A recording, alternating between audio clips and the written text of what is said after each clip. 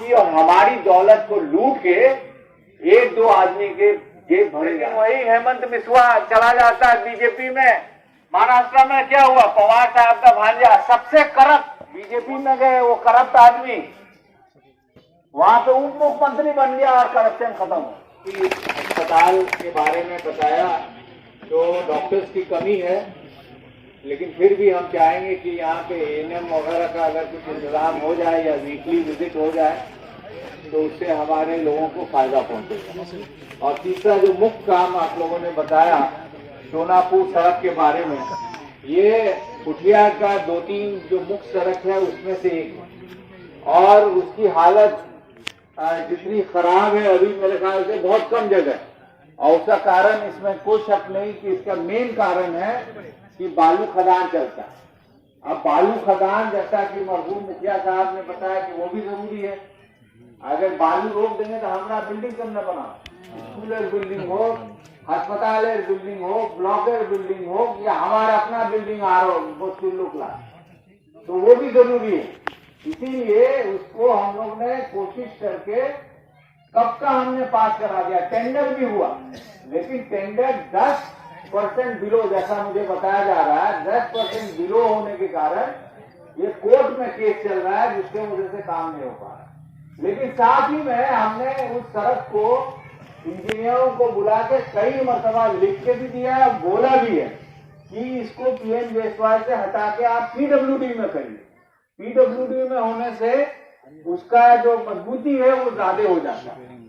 और ये बालू खदान के लिए भी हमने कई मरतबा दिशा की पार्लियामेंट जो मेंबर होते हैं, एमएलए होते हैं, पूरा जिला का डीएम वगैरह मिला के जितने अफसरान होते हैं उस मीटिंग में रहते हैं।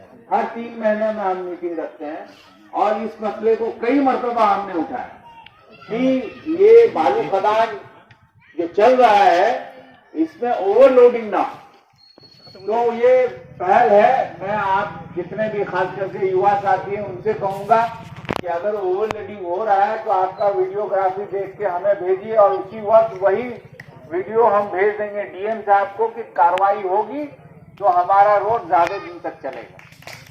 इसके अलावा मैं आपने और भी कुछ मुद्दे बताए, उसको मैं ध्यान में रखूंगा, मुझसे जितना हो पाएगा होगा, कोशिश करूंगा। लेकिन आपसे गुजारिश है कि अभी भी अगर आपके इलाके में 5 किलोमीटर या उससे लंबा कहीं कच्चा सड़क है तो उसके बारे में हमको लिखित जानकारी दीजिए ताकि उसको फिर हम पीएमजेएसवाई में डालने की कोशिश करेंगे। आपको बताया भी, हमारे साथियों ने, दारा साहब ने अभी भी बताया कि 2400 अभी जो हाल में पिछले साल जो 2400 पूरे बिहार में किलोमीटर रोड है उसमें से हम लोग को लगभग 415 किलोमीटर मिला है, जो मेरे ख्याल से 7 एमपी के बराबर सड़क खाली हम लोग को मिला है। उसी तरह जो पिछले 1 साल में पुल हमने पास कराया है, 471 पुल में 145 सिर्फ आपके यहाँ हो रहा है, आप मेरे मतलब आपके पार्लियामेंट्री सेगमेंट में। तो ये सब में आप लोग का भी उतना ही योगदान है जितना हम लोग 4.5 सालों में।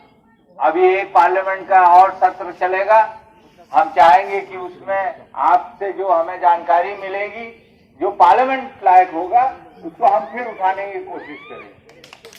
आज क्योंकि यहाँ पे बहुत लोग बैठे हैं और दलवा हाट मरहूम आजाद साहब का एक बहुत क्या बोलते हैं दिल से नजदीक जो इलाका है, अभी नोरन जी यहाँ बैठे हैं, आप लोग हैं यहाँ पे, पुराना हम लोग का संबंध रहा है यहाँ से 62 साल का।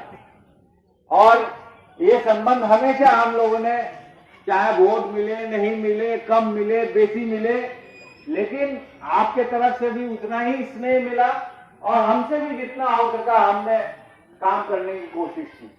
अभी इलेक्शन दूर है, अभी 6-7 महीना है, मतलब 3-4 महीने के बाद शुरू होगा। और यहाँ पे आने का मकसद ये भी है कि मुझे यहाँ याद होता है कि आज से 10-12 साल पहले भी हम लोग ने इस तरह की मीटिंग रखी थी।